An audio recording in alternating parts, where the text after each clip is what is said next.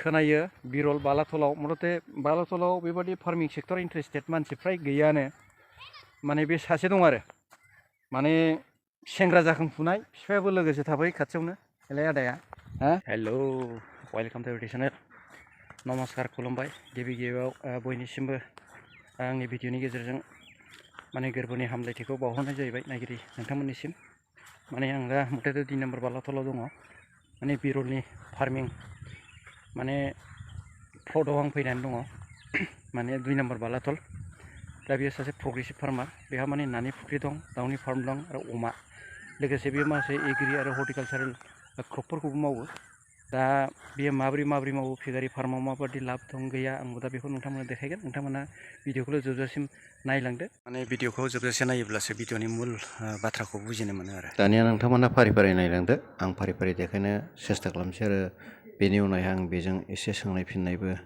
लानोसै बेबो क्रस थारमाने बेनि फिसा ओरै इखौ साइड खालामनानै दोनबाय आरोखि ना आच्छा माथाम ओमफ्राय नै बेयो एसे देरसिन ओइ बाबु माथो आसलसोलाय बियो बस महनबासो जासिगोनलै बियो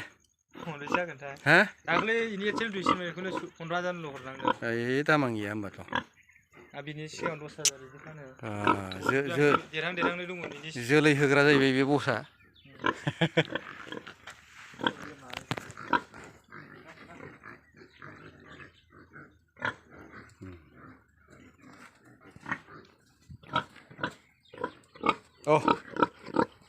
ओइ बाबु गैया लाबोआखै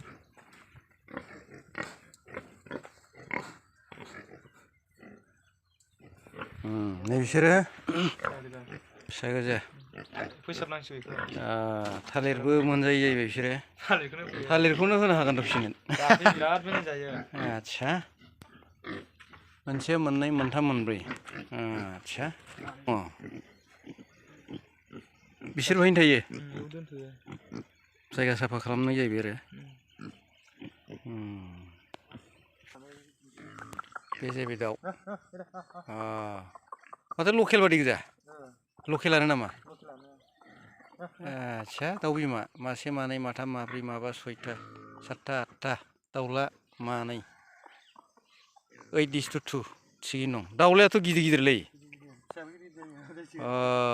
जोलैया गिदिर जाहैबाय आरो आच्छा होमब्ला नोङो बे जातखौल' लादों आरोखि नों बायनानै ओमफ्राय लकेलखौ होदों बुद्धिया थिगैनो दंथ' बिरलना दानिया मोगा मोगि लानाय जानोसै बिरलजों आरो बेयो जोलैखौ बबेनिफ्राय लाबोदों माबायदि लाब थाया बेखौ आं दा नोंथांमोननो मिन्थिहोनाय जानोसै सोंनाय फिननायनि गेजेरजों नोंथांमोना भिडिअखौल' नायलांदो अब्लानो मिथिनो मोनसिगोन नमस्कार आंनि मुङा बिरल बसुमतारी गामिया 2 नं बालाथल ओमफ्राय आङो दा अमानि फार्म दङ अमानि फार्म बानायनाय बेजों लोगोसे फुख्रि दङ ओमफ्राय जेरैबा माइबो आबाद मावो बेसर आबाद बोथोरनि लोगोसे मावलाङो आरो आच्छा बे जेन'बा आं दा बेवहाय नुबाय नोंनियाव अमाजों लोगोसे दाउबो दंफायो नङा होमबा आरो फुख्रि थिगैनो दं ओमफ्राय नों जेन'बा दा माइबो बेसर सबाय बेखौथ' नों मावो जुखामबो मावो नङा होमबा हर्टिकालचार क्रप ओमफ्रायो जेन'बा नोङो हमना लादो हर्टिकालचार मिसननि माखासे टेक्न'लजि जेन'बा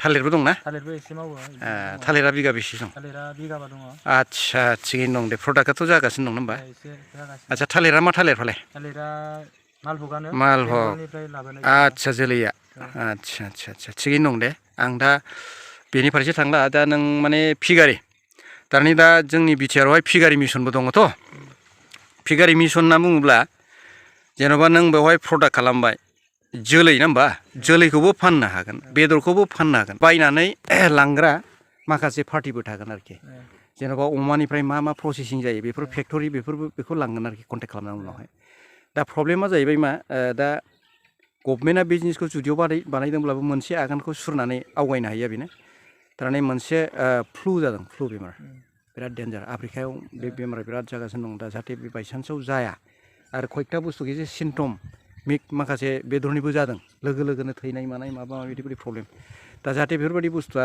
ट्रेन्समिबलथ' मानसिनावबो जायो अमानिया जाहाथे बे जाया बेखिनि थाखाय दा माने कन्ट्रल जा हायो बेखिनिखौ माने सोलिनो थाखाय गावनि खायदा बुद्धिजों माने फिसिनानै थाइसे थाइनै जेनाखि हायो बेखिनियानो। आदसा नों दा मथा मथि बोसोर बेसे जागोन नोंलाय बे अमाखौ फिसिनाया? अमाया जेनेबा नै बोसोरसेनि बारबाय। बोसोरसेनि बारबाय। आदसा मा जातनि अमा बेलाय? इयो हेमसार इयक्सार क्रसमोन। आदसा ओमफ्राय बे जोलैखौ नों बबेनिफ्राय मोनबोनाय? जोलैया ओरै गामि खाथिनिफ्राय लाबोदोंमोन बे ओरैहाय बे लालिगुरि होननायनिफ्राय। लालिगुरि माने बै सुबाइजार। आदसा ओमफ्राय एक्सुवेलि नोङो दा बे बोसोरसे जाबाय, बोसोरसेयाव नोङो जेन'बा आपातत' नोङो नांगौ रोखोम मार्केटथ' मोननो हायाखिसै। मोनाखै, फिसाफोरा फाननो एसे प्रब्लेम जायो दा इदि। लकेलबाथाय जेने फाननो हायो आरो। फिसायाथ' नोंनाव दा 6थासो दङ? माने दा 12था दङ। 12था फिसाया टटेल। ओमफ्राय नोङो दा मासेयाव बेसेबांनि फानो? आपातत' प्रेजेन्ट रेटआव? आं फाननायानो जाखायासै। दाम गैयिनि थाखाय? 3000ल' होयो। अमायाथ' गिदिर गिदिरथार। जेनेबा आं 4,500 बिदोंमोन। 4,500सोआवबोथ' थिगैनो दं, 4,500फोर मोनोब्ला नोंहा। आदसा नों दा बेनोथ' जेबादि जानाय आदार नांगौ ना, नों बेखौ बोरै मेनेज खालामो? दा दामाबो मार्केटआव खमब्ला बेनि जानायखौ बोरै मेनेज खालामो नों? आदार नांगौ जेन'बा लकेलनि आदारफोरखौनो होयो दा नामा? आं लकेलनि गुन्दै होबाय, ओमफ्राय बिदिनो जुखाम एसे होबाय, ओमफ्राय बिदिनो न'आव जाखिनि दङ जेनेबा मुला, गांसो, ओमफ्राय बिदिनो थालिरफोर होनाय, बेजोंनो जायो आरो। थालिर बागानाथ' दंखायो जाहैबाय नोंनिया? गांसो। आदसा होमब्ला नों थालिरखौ फाना नामा? अमानो होजोबो? गोबावानो जाबाय। आदसा अबस्थाखौ नायनानै बेब'स्था खालामगासिनो दं आरोखि ना? आदसा नोङो दाखालि रिसेन्टलि खयथा फानहरदों होननाय खोनादों? जेनेबा बिदिनो 6थासो फानजाबाय आरो। 6थासो। बेसेबां अजननिमोन बिसोरलाय? बिसोरो जेनेबा महनसेया बिदिनो 2 मन महनसे बिदि आरो। आदसा 2 मन जानायखौ बेसेबांखिनियाव फानहरगोन नों? जेनेबा 2 मन जानाया दाख्लै फाननाया 15,000ल' जादों आरो। लसलै, जथेस्थ' लस। आदसा दा माने हमनानै लादो थिगैनो दङ नोंनि जेनाखि उद्देश्य प्लेनिं, आरो ओरैहाय जेनाखि सेट बानायदों, सेटआ एसे मोजाङानो। एरियाखौ एसे माबा खालामदों।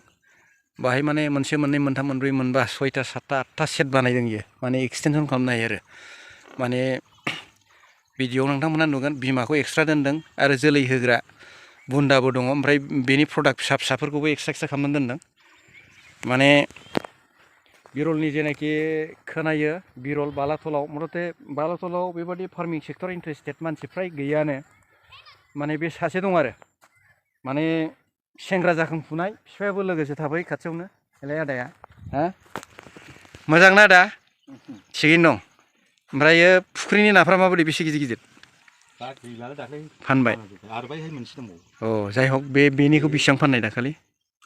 8 मननि बारासो। 8 मननि बारा फानदों। ओमफ्राय सेरसेयाव बेसेबां खरि मोननाय? माबायावसो जों बै दागावसो हैदों। दागाव हैदों हलसेल बैहाय। जेन'बा बिसोरथ' जेन'बा जेखौ 200 थाखानि फानो, 150 थाखा 160फोरावनो फाननांबाय नंबा? बै गिलास कापफोरखौ एसे गिदिर गिदिरफोरखौ 200 गाहाम। 200 गाहाम मोनदों। आदसा थिगैनो दं दे। थारमाने फिसारिया जाहैबाय कन्ट्रल।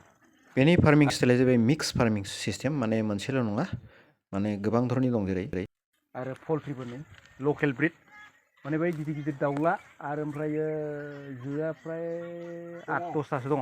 बिदैबो होगासिनो दङ। आरो बैथिंबो दङ, बुरजा दं आरोखि ना? आदसा माने प्रडाक्टआ माने लकेलनियानो, क्रस माने जोलैया एसे स्ट्रं जागोन आरोखि। माखासे बेमार आजारनिफ्राय एसे प्रटेकसन खालामनो हानाय बेबादि केपासिटि थागोन। दा मोनसे मिथिनो गोनां बाथ्रा जाहैबाय, जों बर' हारिफोरनि थाखाय बेबायदि दाउ अमा फिसिनाया गोब्राब खोथा नङा। खिन्थु माखासे खोथाया जाहैबाय मेनेजमेन्टनि बेलायावहाय जेरखम सेल्फ इमप्लयड जानो हायि बायदि दाउ अमा फिसिनानै रांखान्थि खामायनो हायो, गथ' गथाय आरो गावनि न'खर सालायनाय, गाननाय जोमनाय, बेफोर माने बिथिङावहाय मोनसे ओरैबायदि प्रब्लेम जानानै फैबाय, माने मार्केट डाउन, बाजार डाउन जानायनि खारनावहाय, फ्लु बेमार, भाइरास बेमार जानायनि खारनावहाय माखासे बहुद कमिउनिकेसना काट अफ जानानै दं। दा सरकारा माने जेनाखि मिसन लादों, दा बेफोरबायदि बेमार जानायनि खारनावहाय माने जाफुंसार होनो हायाखै। बेनि थाखायनो जेनाखि दाउ अमा बेफोरखौ लकेल प्रडाक्ट हिसाबैनो माने लकेल मार्केटावनो फाननानै रांखान्थि खामायनांगौ जानानै, दा ल' रेटआव फाननानै एसे दुखु गोनां बाथ्रा जाहैबाय। जायखिया दिनैनि भिडिअ एसेनोसै। मोजां लाइक एन्ड शेयार खालामदो। सि इउ नेक्स्ट भिडिअ।